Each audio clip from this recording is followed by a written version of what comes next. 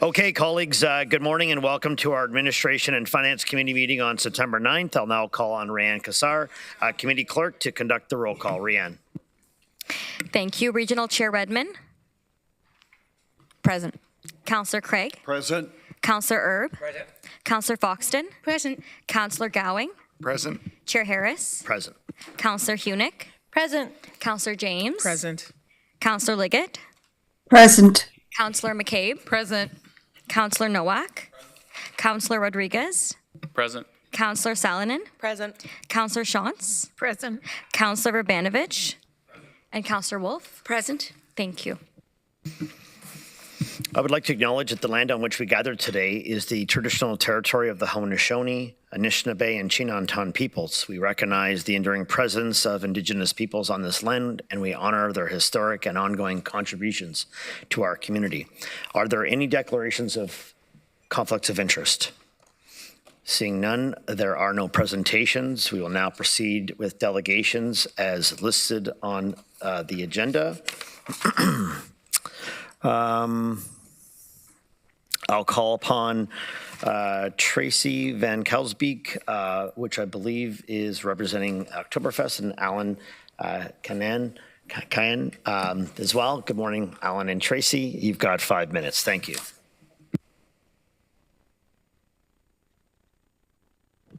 Green is on. Thank you very much for having us here today. Good morning, councillors, chair, and staff. Thank you for taking time to hear from us today. As you've seen in our recent correspondence, we're here because KW Oktoberfest is facing a critical funding challenge, and we need your support. The Cultural Drivers Program is designated and designed to support tourism, and tourism is at the heart of everything that we do. Few festivals in the region have a strong tourism focus as Oktoberfest. It's a pillar of our strategic plan, guided by a task force of community leaders. We've hired a dedicated tourism coordinator through grant support, developing a new tourism strategy. We introduced and reintroduced festival tours and launched new events like our ball hockey tournament to attract visitors. We are piloting a partnership with Metrolinx to bring guests from the GTA, not just for Oktoberfest, but to open doors for other regional festivals as well. We've become a destination for national partners to host activations that reflect our community. Recently, we were showcasing ourselves and our unique spirit of Gemütlichkeit at the AMO conference, and soon we'll be at Queen's Park doing the same thing as examples.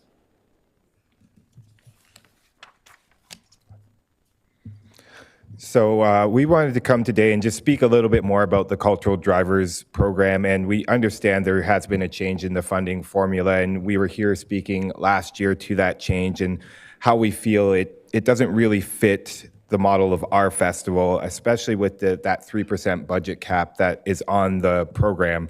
It doesn't really allow us to reflect the full scope of what we do, and our economic impact studies as well don't really capture the full scope of what Oktoberfest is able to achieve within our region.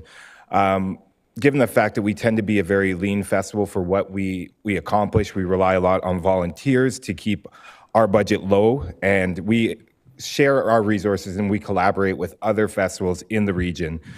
We support year-round initiatives. We're not just a festival that happens from the end of September to mid-October. We are going around the region year-round, and we are doing cake tappings at events. We are kind of a pillar of the region, and when people are coming here, it's one thing they really think of is Oktoberfest. And we strive to ensure that we can support anyone that is trying to do a festival or wants to showcase a little bit of what the region has to offer. We have Uncle Hans visiting people year-round and spreading that joy and spirit of Gemütlichkeit. And we fill gaps that others can't. Having been around for 57 years, we've been able to accumulate some assets that we now use to support other festivals, as well as sharing our knowledge with other festivals. And in doing so, we're sharing emergency plans and assets that help organizations like Carabana Ignite Kitchener, Waterloo Region Health Network, YWCA, Blues Festival, service clubs, BIAs, and more. We estimate that the value of that support is around $250,000 a year for what we provide for other festivals in assets and services. And then our expansion of our Women of the Year program, which is now 50 years in, which is incredible. But expanding that program is also bringing people into this region outside of the festival dates, because we run that program in May and we've expanded it to an expo. And we we are planning to continue that expansion. So unfortunately, that funding model and the new formula doesn't really capture all of that and what we do, and it's resulted in nearly a reduction of $23,000 from what we've historically been able to get. Now, that is a huge impact for us because one really great thing about this program is that they are unrestricted funds. And so that really allows us to focus on delivering free activities and events for the community. Things like our Oktoberfest parade, our Vilcom and Platts downtown Kitchener, and Kidtoberfest, and our Women in Leadership program. So all of these things we're able to do because of unrestricted funds. And seeing the rise in costs, especially for something like our parade, and what we're seeing just to keep our community safe during the parade, it's becoming really, really challenging to run all these things and provide these for free for the community. And that's something we definitely do not want to do. And so it leaves us facing some hard decisions of what activations and what activities we continue to do and provide for the community. It also limits our ability to get out there with the Wonder Wagon as well. But I'll turn it back over to Tracy to kind of bring us home. Great, thanks. So our ask today for you, just with regards to the timing of this funding and this news, it's especially difficult when we're just 4 weeks before the festival begins. And given the value that you heard from Alan about what we bring to Waterloo Region, we respectfully ask that KW Oktoberfest be considered separately from other festivals in this funding stream. We urge Council to recommend restoring our full historic funding amount of $65,000 annually, with consideration for increased support in future years to reflect inflation and rising costs. Your continued support will help us keep this treasured celebration alive, safe, and accessible for all. Great, thank you, Tracy. And Alan, have a few questions. Councillor Hunick. Thank you, Chair Harris. Thank you for coming. You mentioned the value of the unrestricted funding and the $23,000 shortfall. I'm wondering if you can speak to how Oktoberfest prioritizes things like police security and needed regional reports over top of props, etc. Yeah, I think the police security is something, when I was speaking to the parade, that really we saw a rise in the cost of policing for a parade this year that makes it extremely difficult to run the parade with this cut coming. And so that is something that we really, really value the safety of the community during things like our parade, and we want to listen to the recommendations that we're getting from Waterloo Regional on that, but it becomes really difficult, and Tracy can speak more to that. Yeah, just the increase in what's happening around the world, what we see at different events, where you take Vancouver as an example and what happened there.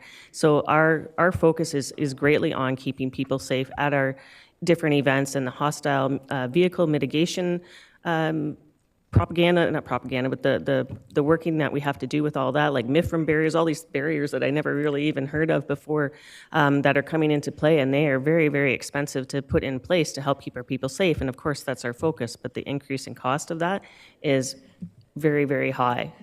So I guess I'm wondering, in light of the increasing cost of certain things, have you reduced funding in other areas? Have we reduced funding in other areas to help cover those costs? We're looking to reduce costs everywhere that we can. Great. In order to be able to keep a focus on safety for sure.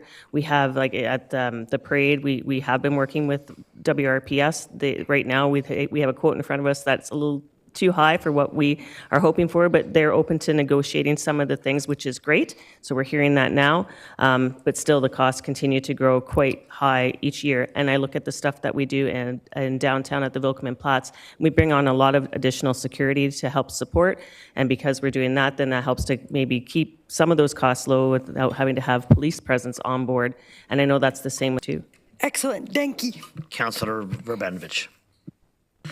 Well, thank you very much, and thank you for, first of all, for coming in today, and more importantly, for the amazing work that KW Oktoberfest does year-round, not only to attract people during the festival, but to promote the community and help us during various conferences and other events that come here, because one of the things I know we often hear from folks is when they want to do some sort of special event while they're here is, hey, can we do something Oktoberfest related or keg tapping related? And so it's great when you and your team can step up in that regard.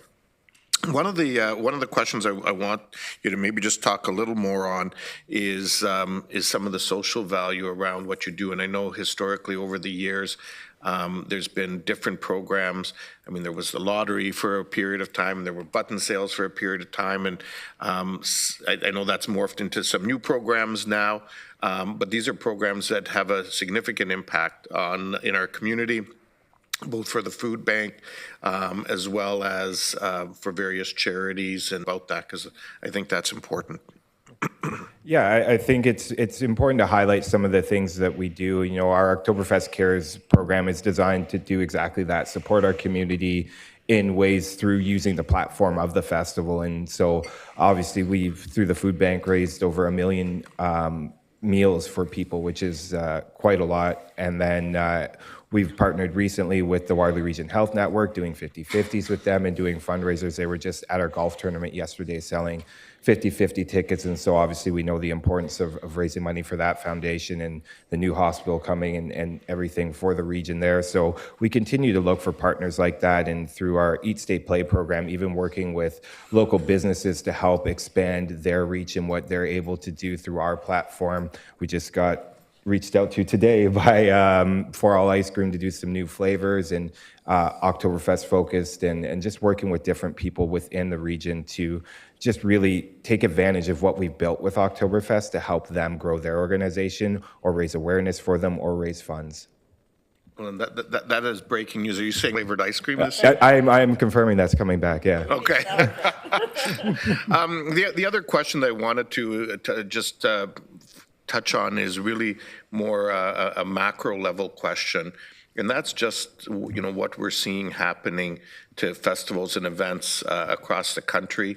And what, you know, I know certainly myself, and I'm sure many around this horseshoe want to avoid here in our region. But we're seeing events like Oktoberfest in Toronto, like Taste of the Danforth, like the Just for Laughs Festival in Montreal, that are basically having to stop because of all these challenges, and then that becomes a significant negative impact in the community.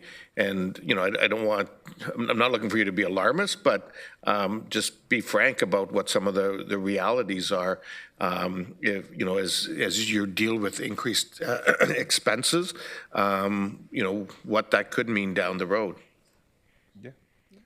100%. I think you've correctly identified the crisis we're seeing from a festival standpoint, and some of those festivals are even ones that are, you know, for-profit selling tickets. We're talking about the free activations that we're doing, right? And that makes it even harder for us to operate our festival. And so the reality is, you know, it becomes hard decisions about, can we keep doing the parade, right? Like that's really where it starts going, those conversations, to be able to keep, you know, what do we prioritize?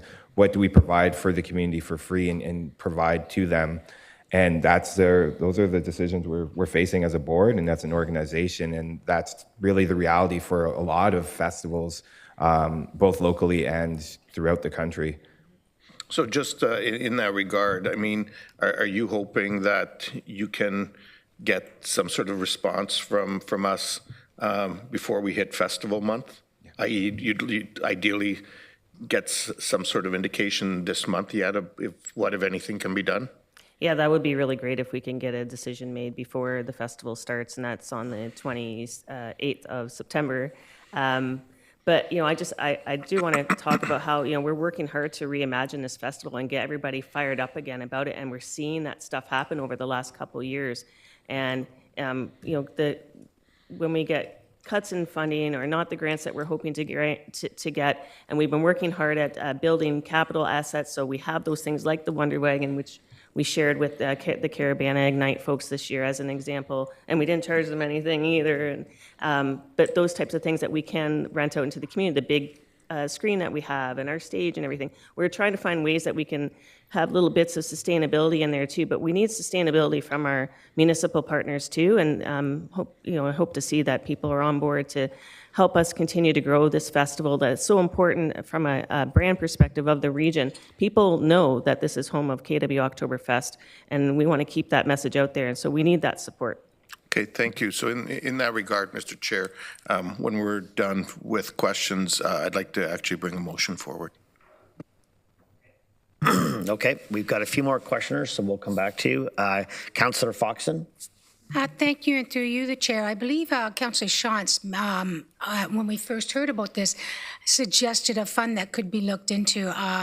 May I bow to Councillor Shantz so she can inform us again, please? Chair. I got Councillor Shantz next on the list, so if you want to go to Councillor Shantz, okay. Thank you. Yeah, my question is more for first of all, thank you for coming in and, bringing this to our attention and for all the work you do and bringing people into the community and supporting community. I think that's wonderful. But my question is for staff, if I may, and it's regarding the MAT tax. So just curious what our rules are around distribution of the MAT tax and sort of what's in that fund and how much do we get roughly annually? Okay, I know Mr. Vergeer has been asked that, so I'll perhaps allow him to chime in if Mr. Vergeer, you can answer. Yeah, thank you, Chair Harris. So our revenues for the MAT tax, which stands for the Municipal Accommodations Tax, is varies on an annual basis depending on the tourism activity in the region. I will look to my colleague Julian Kingston to confirm the numbers if I'm off base here, but I think we generally get about $400,000 in revenue on an annual basis into the fund. The Council will recall that over the last several years we've had a policy conversation about how we should allocate that funding. Last year, Council made a decision to create a fund called Cultural Drivers of Tourism program, and that is 100% funded by the MAT program. We've also, and that's the fund which Oktoberfest applied to and was successful in raising funds out of. That particular program is funded based on a formula which determines the allocation on an annual basis to the applicants.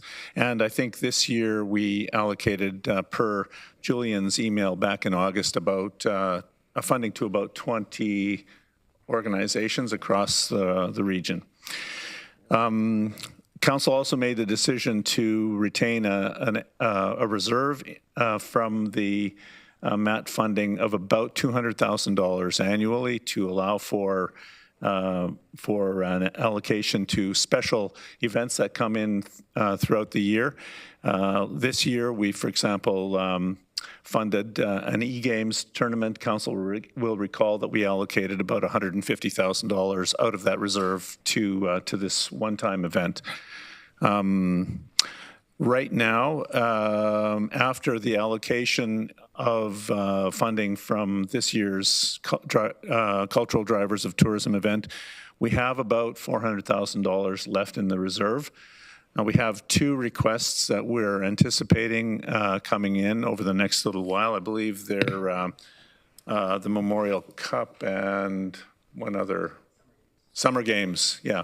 So we're expecting very significant asks from those two sources of funding or events that are in the planning process. And that will more or less exhaust the fund that we have unallocated at this point.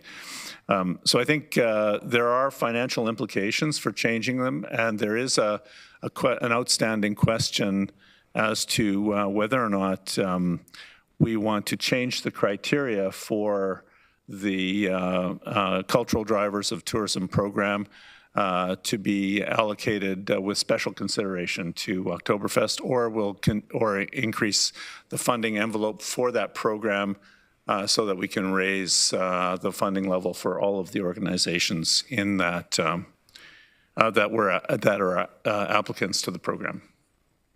Okay, so for those that don't know, MAT, Municipal Accommodation Tax, it's a levy that's charged per stay for folks that you book hotel rooms here in the region. So that's what that is. We'll go back to Sandy Johnson. I do want to ask that we just address the delegations for questions. I know that we've got a potential motion coming, but I'll turn it back to you, Councillor Shantz. So my follow-up question is actually for staff, if you'll humor me on that. Prior to the MAT tax, where did we fund Oktoberfest from?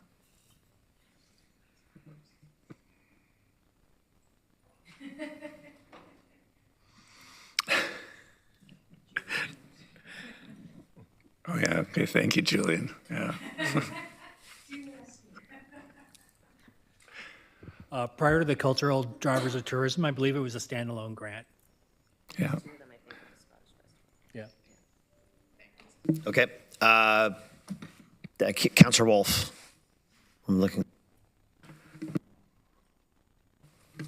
Through you, Mr. Chair. Thank you very much for your presentation, and I think you've made some very good points. I, too, am not happy with the Cultural Drivers Program funding.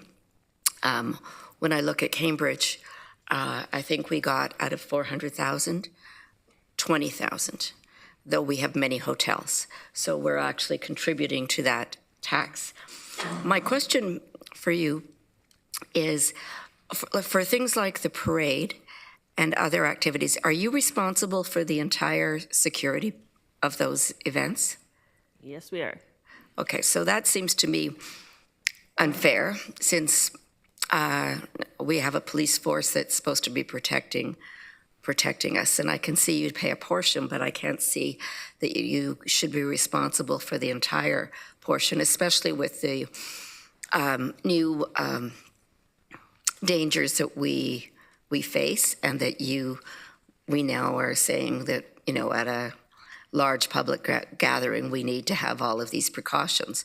So I think that we have to be responsible as a region, as a police force, to participate in some of those fees. And the other question I had is, when you say you provide over 250,000 shared resources and you do marketing, reach, and support for Fest Talent partners, would that include the Oktoberfest luncheon that we have in Cambridge? We do support that. We don't, there'll be some charges I think that we would send back to the city, but like bringing the party and all that kind of stuff, that's all on us to do that. Okay, and you do that for free for Cambridge? Yep. Okay, well, thank you very much. Yes, and we're actually talking about expanding into Cambridge too. Okay, thanks. Well, the King Street does run all the way through to some degree. Chair Redmond. Thank you very much. I want to thank you for quantifying the support that you give for other agencies, because I think that's easy to overlook. A lot of it's pro bono, maybe not all of it, but I can't think of a conference that I've ever been involved in. I'm going to go back to my trustee days where we didn't have an evening of Oktoberfest because it's so iconic. And I would suggest, colleagues, that probably not unlike Toronto in the provincial context, Oktoberfest is really too big and too iconic to fail. So I appreciate the fact that you're coming forward asking for sustainability. I guess we look for sustainability too, and one of the things I like about the accommodation tax is it's not on the levy. So it is something that's paid into a fund. It's usually looked at as one-off large events that bring people into hotels. I think there's a lot of local people that animate Oktoberfest, but that's not to say that people aren't coming in for it. I think that this reduction was predicted. My understanding was it was over 2 years, and this would now be your base level. And what I'm hearing you say is that's not sustainable. So I'm wondering if, and I'm not going to ask staff this, but I will look at the chair, and I know Councillor Vanovich is looking for bringing forward a motion.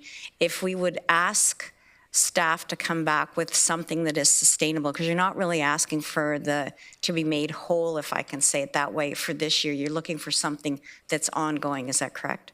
Yes.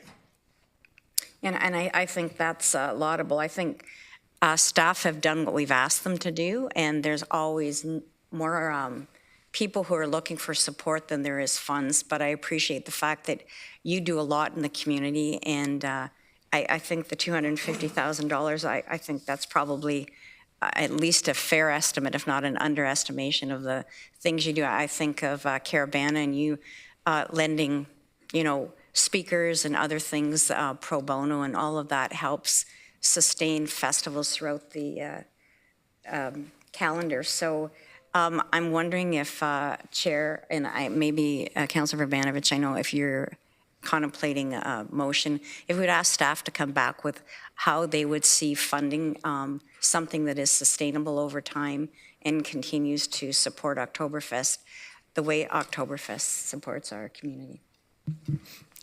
Okay.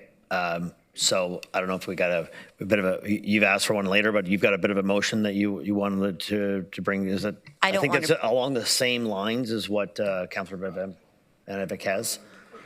You've got one? Okay. And I know, Chair, that you were very interested in directing I think we're all staff. here to support the community's goal to keep Oktoberfest, celebrating everything that they do great here. Do you have two speakers on the list? Maybe we'll get through those. Go right to Councilor Bevanovic, and then we'll see where that goes. Councilor Stalin.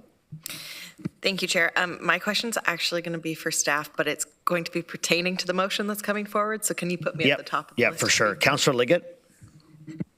Thank you, Mr. Chair. I just want to clarify the questions from Councillor Wolf, and the response from the delegate is that it seemed as if the Oktoberfest was paying for everything in Cambridge, which they're not.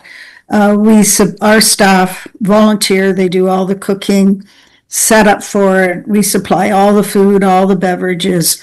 What they do is supply, as they said, the party, the Oktoberfest characters, the the keg tapping, that sort of thing. But we do supply all the rest of it. So I just wanted out there that it's a great partnership, and we intend on continuing with that partnership. And we have met with them regarding their wish to have fest halls back in Cambridge, and we're supportive of that, and we're working through that with them currently. Thank you. Okay, so that's it of the speakers. I do have a request for a motion. I'll ask Council's indulgence for unanimous consent to waive notice. Do I have unanimous consent to waive notice for motion? Okay, so Councilor Benovic, I'll ask you to introduce your motion, and I'll need a seconder, perhaps Chair Redmond. I haven't seen the motion, so okay, let so me I'll read let it. you come back at it knowing that you were there as well. So Councilor Benovic. Thank you very much, Chair Harrison. So the motion that I've brought forward has tried to capture some of the things we've heard both from Oktoberfest and from colleagues around the Horseshoe, that staff be directed to bring a report back to Council in September to provide Regional Council with options on how to restore annual funds to the historic funding level of $65,000 for Oktoberfest, including the possibility of using the regional portion of the MAT for this purpose in 2025. And if I can just briefly speak to it, Mr. Chair, I guess you need a seconder first. That would be ideal. Seconded by Chair Redmond. Okay, thank you. Really what I'm trying to capture here is the fact that, and the earliest, unfortunately, that we can deal with this is council in September, because we don't have a special council today.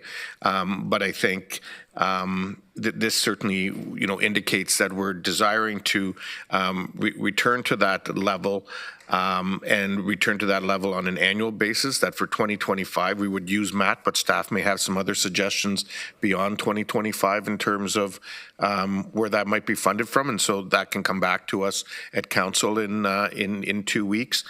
I know there was the request around indexation, and that is something that, quite frankly, I think we need to grapple with here in terms of many of our grants, particularly those that are multiple year ones.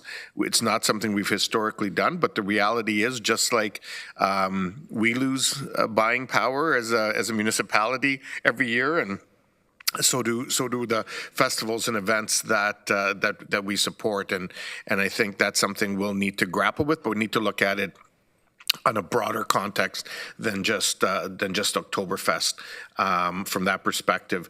So I'm hoping we can support this today, and while the funding source wouldn't be known until we get this report back, it would at least give the Oktoberfest folks a little bit of comfort as they go into their final weeks of preparation to the festival that starts later this month. Okay, Councilor Salonen. Thank you, through you, Chair. My question is actually a follow-up to Councillor Chaunce's question, and it kind of pertains to this as to where the funding's coming from. I think it's for Director Kingston. So you had said that prior to it being MAT tax funded, it was funded as a one-off grant, which I'm assuming is coming out of operational on the tax levy. Where did that tax room go when we switched the financial structure of where the funding source was coming from? And could that not be taken back from wherever it went to and operational and put back into this?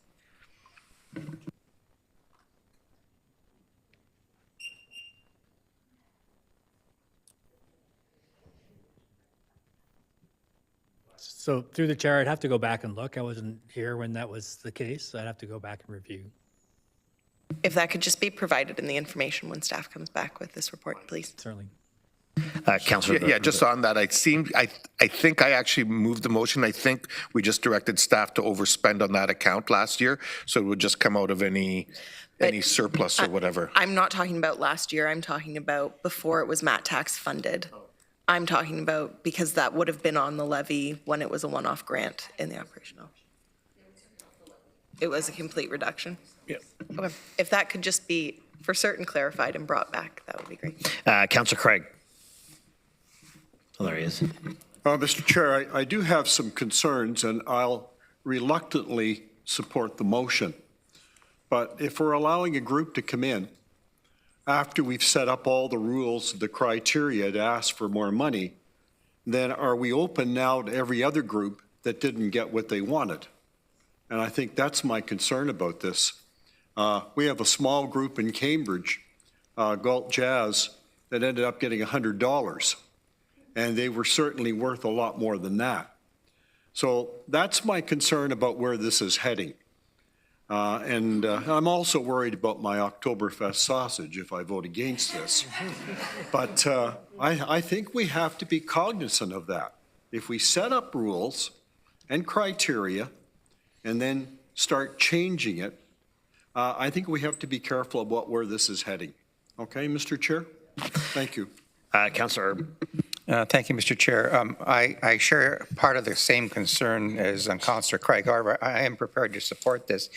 But I'm wondering, are we, Councillor Urbanovic and the seconder, are we seeing this as a one-off, or are we trying to embed this into policy so that we don't deal with this year after year? So the motion actually speaks to restore the annual funding. And so just suggesting that 2025, staff look at the possibility of using the MAT dollars to fund it, but they may have other suggestions beyond 2025. But the intent would be that it becomes return them back on a permanent basis going forward. Because this is a festival that, quite frankly, is a foundational block of this region. Okay. But they would continue to come back year after year asking for what is now would be considered their base funding. He's asking for staff to come back in the report with a consistent stream of funding at that 65,000, and that this particular year the shortfall be made up likely from the MAT tax, and going forward would be more on a permanent basis. But that'll be a staff function prior to next council meeting in that report. They'd have to outline a plan for that potentially that council would then have to agree to next council meeting. Okay, thank you. Chair Redmond. Just to answer Councillor Erb's question, because it is a concern, I am not a fan of delegations coming in and us putting a motion forward, because I think that we ended up doing one-offs. I think this is a serious ask. I think this was a predictable reduction, and Oktoberfest has come in, so I'm really hoping that by asking staff to come back with a report, that does not preclude. As a matter of fact, I would hope that it includes a policy change or re-examining how we deal with the accommodation tax. I think this year we brought in more than had been predicted. It doesn't mean it's going to be like that every year. And I know Mr. Regier has already talked about some of the other asks that will be part appropriately of this accommodation tax. So I would assume that there will be a suggestion of a policy change. And I would also underscore that the accommodation tax does not tax the levy. Anything that impacts the levy usually is referred to budget. So I'm hoping that we can resolve this with a policy directive, looking at how we can do that without impacting the levy, knowing this is a tough budget year and we are about to enter into budget deliberations. So first, Alan and Tracy, you can grab a seat if you want, because now I think but we will call you up if there's any questions. But now we're on to the motion phase, so you probably can take a break. That being said, Councillor James. Thank you. I will support the motion. I also, though I'm cautious of the narrative of many organizations coming, because I don't know what the differential is for some of the other organizations that receive this funding, if there was a decrease as well for those who've received it in the past. So just that. I do have a question, though, for staff, and it's regarding the accommodation tax. Can you you may have said this, can you confirm it doesn't stay the same? It can fluctuate, it can go up and down. Do we have any sort of historical trends, or can you just speak to that? It does fluctuate. It's entirely through you, Chair Harris. It's entirely derived, as Chair Harris noted, from a surtax on room accommodations, and the region is allocated a portion of that amount, with the balance going to the area municipalities as well as to the Waterloo Region Tourism Marketing Corporation. And Julian, can you provide us an update on roughly what range that tax, that income floats within? Yeah, over the last, through the chair, through the last several years, it's been anywhere from $200,000 to $400,000. It's been trending up in the last few years, so 350 to this year, we're predicting probably over 400 for it. But again, it's really tied to the number of stays, so there's not that much predictability to it.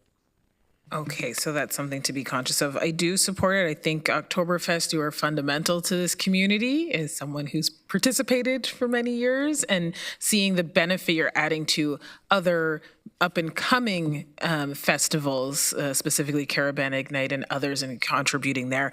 It would be good when we look at things like the MAT tax that, this isn't it doesn't impact the levy, but how do we ensure that your tendency within the region continues, and finding solutions to that, and possibly policy updates when staff come back to this. But I'm happy to support this motion, and yeah, thank you. Okay, we have one more speaker, Councillor McCabe, but I guess also on that tidbit, it's good to know that people are more likely traveling at home, and we're happy to have them here in Waterloo Region. So come and stay any day. Councillor McCabe, and then we're going to go to the vote, folks. Thanks for the PSA. Yeah, I think just a couple of questions I have about the MAT tax. Actually, I should preface it by saying last night at City of Waterloo Council, we approved the building of a new hotel. So that'll take a couple of years to build, but there'll be some additional revenue, hopefully, in the upcoming years coming from that. So that's exciting for us and for tourism across the region. And as well, we know that our Explore Waterloo just announced their new brand, which I think, if anyone listening wants to check out their new brand and the work they're doing to bring more people to our region, that's also really important. But my question is about the MAT tax, because I didn't catch both organizations that are receiving. You said the bulk of the rest of the funding. One of them was the Ontario Summer Games, and I didn't catch the other one, but my question around the Ontario Summer Games is that this is a provincial initiative that's coming to our community that I know is going to certainly cost my municipality some money to host. But as this is a provincial initiative, why are we using, if you could just explain why we need to use municipal accommodation tax to help fund that? And how much is going to that? So through you, Chair Harris, no decisions have been made yet regarding the Ontario Summer Games. Well, I think this will be a decision of council as a special allocation, one-time allocation from the Municipal Accommodations Tax Reserve. And it'll be considered in the same manner as we have considered the e-games competition that we funded earlier this year.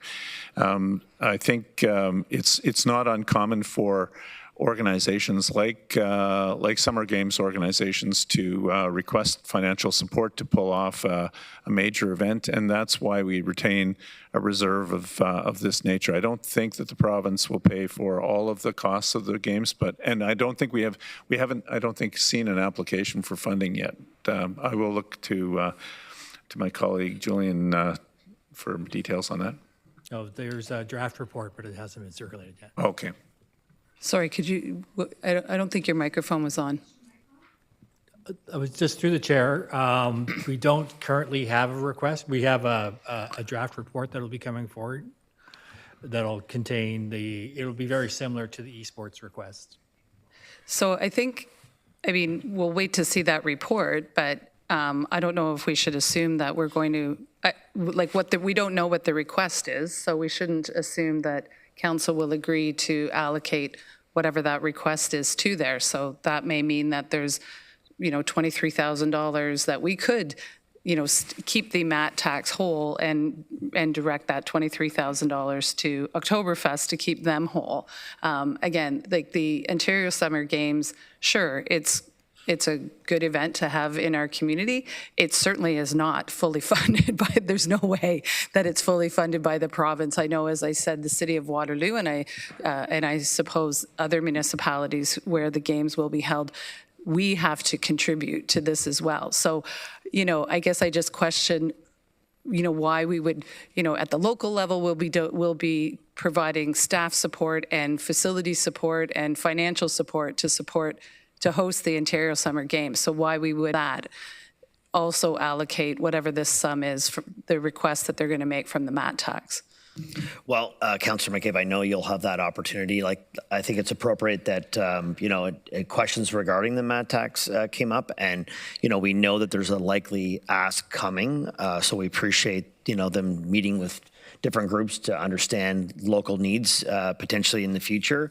But of course, that'll be council's decision when and if it does come. So I'm going to call the question now or get to the vote, if you don't mind, on the motion at hand, if that's appropriate. And can I make an amendment then to that motion to say that I would have to see the could you pull it back up on the screen? We'll post it back up, yep. So I can because I would like to know if we can keep the MAT tax whole and take the $23,000 out of that, and we don't know what the request from the Provincial Summer Games is, but to maybe look to say, well, whatever the request is, we're going to reduce it by $23,000 in order to keep this whole. I don't know if that can be just as a directive within this motion of staff to include that type of ask. I mean, it's a hypothetical, I guess, right? But I don't know how we want to word this in a way that would be the case. Matthew, maybe you want to jump in? Just through you, Chair, I think what we've heard in terms of the request and what we're taking back, again, this is a sustainable funding request, so we want to look at it as a policy approach. Part of that policy approach is the overall trade-off between how much of the MAT revenue is allocated to annual festivals and how much of it is put into the reserve for one-time large events. So these are things that we can bring back. I don't want to kind of anticipate what the request will be on Summer Games for next year. So I think where I see this going is maybe establishing what is the level that we would recommend as maintaining in the reserves to support one-time events. You'll see what it looks like for next year, and then when the request actually comes from Ontario Summer Games, this council can chime in specifically.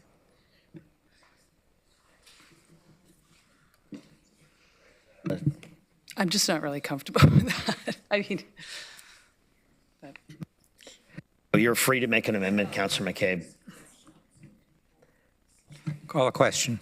Do you want to, what do you think? I'm just trying to think.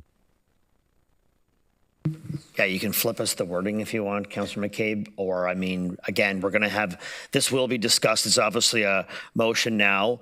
It'll be discussed again in 3 weeks or 2 weeks whenever we meet as council. So I don't know if there's an opportunity to speak to staff ahead of that to kind of get your answers or your questions answered within the report to come back to council.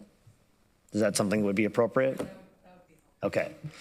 All right, to encompass any of the questions you have. So we'll leave the motion as is, and we'll ask colleagues to vote on that motion now, knowing that staff will have some work to do prior to our next council meeting.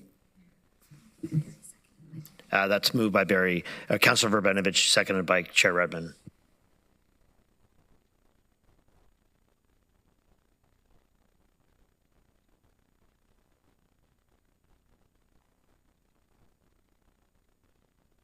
Okay, colleagues, that is carried. Thank you.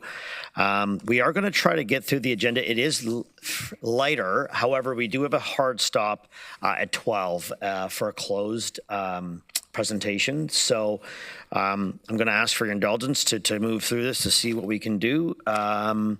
So I'll move on so that the consent agenda items be received for information and approved. Sorry? Did I miss something? Councillor Craig, did I hear? Oh, no, sorry. Okay, you're just talking out loud. Okay.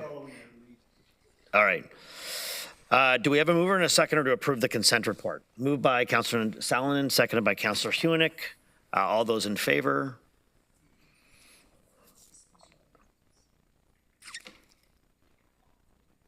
(6.1) Strategic priority, equitable services and opportunities.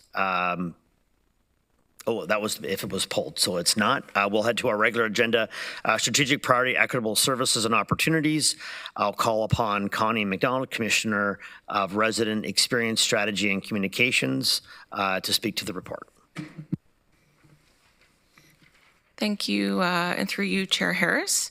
I have the pleasure of sharing our progress on behalf of all of my colleagues at the midpoint of our annual business plan. I know we have a presentation. You can just catch up to me as we go. Of our 77 initiatives for this year, 75 are currently in progress. 1 is complete, and the remaining 1 will start this month. There are currently no major risks to achievement of our annual business plan objectives. However, as you are aware, the organization continues to experience fiscal and service pressures related to growth, population changes, federal and provincial policy shifts, and global economic volatility. Appendix A in the report provides a lot more detail on the achievements at this point. I'll just share a few highlights with you now. Next. So more than 1,000 new affordable housing units are currently in development. This includes 82 Wilson and 420 Kings Court, which are being redeveloped as part of the Waterloo Region Housing Revitalization Project. We have the Grand Valley Construction Association Path to Employment Program, which started its 2nd year and has already had 23 people complete the training. And in May, the region of Waterloo International Airport welcomed the first flight of the Bombardier Global 8000, the world's fastest civil aircraft. Next, this spring, Council approved the new Corporate Climate Action Plan, our organization's long-term plan to reduce energy emissions from the region's own operations to net zero by 2050. And for the first time, a Waterloo Region housing building will be net zero, producing as much energy as it consumes. And lastly, Neuron Mobility has added upright tricycles and hand cycle tricycles to the e-scooter and e-bike program. Next. A really big shout out to our public health teams. Our student vaccination rate increased from 81% in October to over 93% in July. At the same time, public health has implemented a proactive collaborative response to contain measles transmission, utilizing enhanced case and contact management, expanded vaccine access, close coordination with schools and other health system partners, and the launch of a new measles information line that handled more than 1,100 inquiries. And over 72,000 people visited Region of Waterloo libraries in the first 6 months of this year. Next, please. This spring, Council passed a recommendation to add 5 more accessible taxis in Waterloo Region, growing the number of accessible taxis to 30 in the region. The Youth Impact Project was also launched, offering $50,000 for youth-led projects that are focused on positive change. And in June, Region of Waterloo Paramedic Services welcomed 47 new paramedics. So these are just a few highlights of the progress that we've made toward growing with care as we're halfway through the year in 2025. To help tell these stories and better inform residents, we'll also be posting a few highlights on a new user-friendly Engage page in the coming week. And I'll now turn it over to my colleague, Commissioner Steffler, who will review the financial updates. Okay, thank you, Connie. So what you're seeing here is a illustration of the region's operating budget forecast for 25. This is what's called a waterfall chart, and it shows the breakdown of significant impacts on the year-end projection as of at Q2. So we begin on the left with a base position of 9.4 million surplus in planned net expenditures. Then we have some significant impacts that we're experiencing this year. So the most significant variance is the transit fare revenue, driven mostly by reduced post-secondary enrollment policy changes. Despite that, we are seeing some ridership gains in May and June. Overall volumes are below projections. The next one, winter maintenance. We have seen a higher than normal winter maintenance cost in Q1. That's about 2.1 million over budget. Revenues from Provincial Offences Act fines are tracking about 1.4 million below budget, mainly due to court delays earlier this year and a transition in collection agencies. We expect this to normalize by Q3 or Q4, but this shortfall will impact 25. And supplementary taxes. We are also projecting about a 1.2 million less in supplementary tax revenue than budget, based on preliminary data from MPAC indicating slower than expected developer assessments. So then we get to an interim position arriving at a shortfall of 2.9 million as a mid-year. Not ideal, but quite manageable. So the first part would be the stabilization of the winter costs. So that's something we would use tax rate stabilization reserve. That's our main contingency, and it would be used for unexpected expense variances like this. The other thing that we're working on is some management actions. So we are going across departments right now. We've identified savings, and we're closing that gap. So therefore, we are projecting that overall will come in as a balanced year end.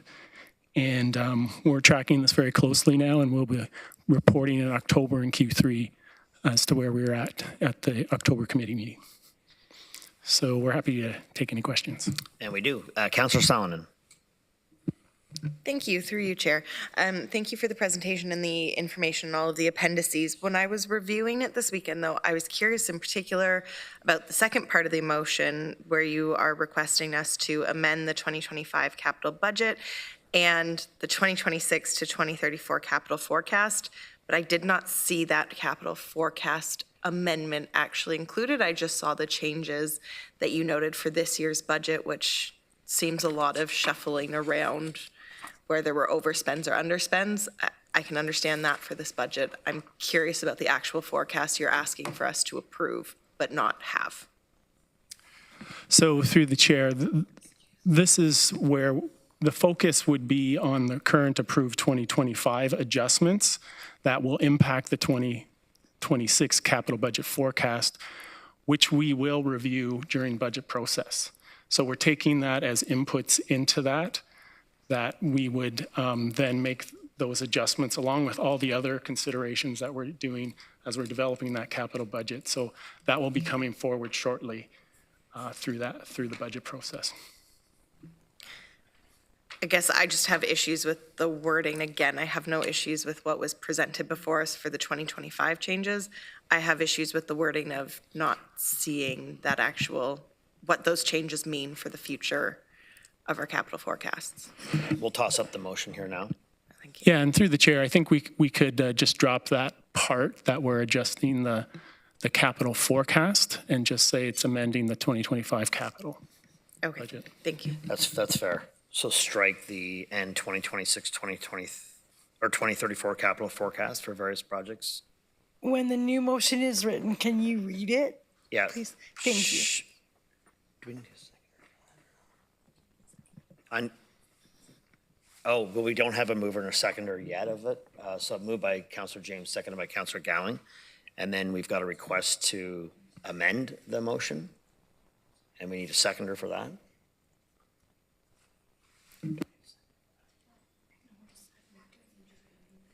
Okay, we're just going to delete that part of it. So, Councillor Hunick and the rest of council, so that the regional municipality of Waterloo take the following action with respect to the 2025 mid-year update as set out in the report dated September 9th. A, receive the 2025 mid-year update that shows implementation and financial progress towards delivery on the region's annual business plan in support of achieving the vision set out by council in the strategic plan 2023-2027.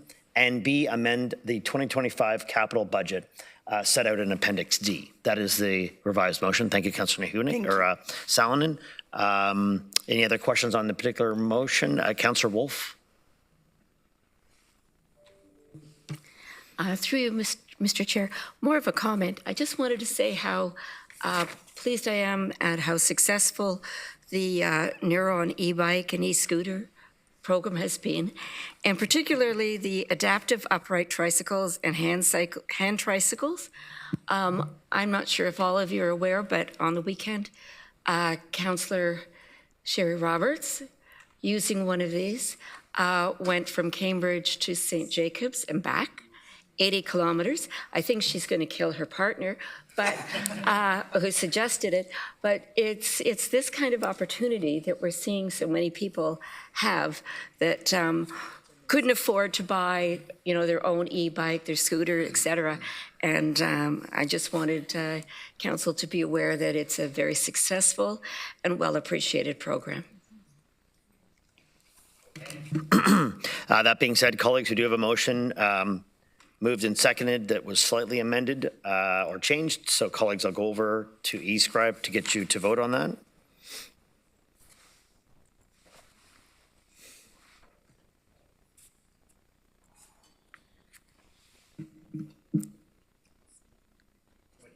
Just Councillor Babanovich. Okay, that's carried, colleagues. We have 8 information, the committee tracking list. It's being received for information. Is there any other new business, colleagues? Councillor Foxon. Thank you, and I was remiss in commenting on the Moody report and the which I believe our financial officer did an excellent job on. Just things that we need to highlight. In 2025, we hit 65% debt, and this is in the report. And in 2028, 95% debt. In your capital forecast, we have $7.3 billion allocated for that. And I wanted to ask, Mr. Settler, does this include ION 2 and the donation to the new hospital, the $73 billion? Through the chair. It was brilliant in that it made us totally open our eyes and aware. Thank you. Okay, thank you. Colleagues, our next meeting will be scheduled for October 7th, 2025. I guess prior to our next motion, I wanted to just highlight a milestone birthday that our clerk, Rayanne Kassar, is having today. So wish her a happy birthday and hopefully have a great day.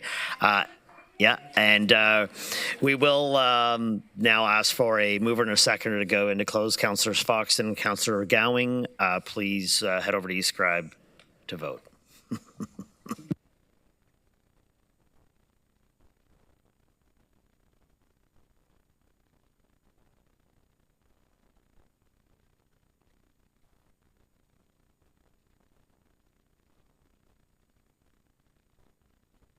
That's carried, colleagues. We'll take a few minute break and head downstairs.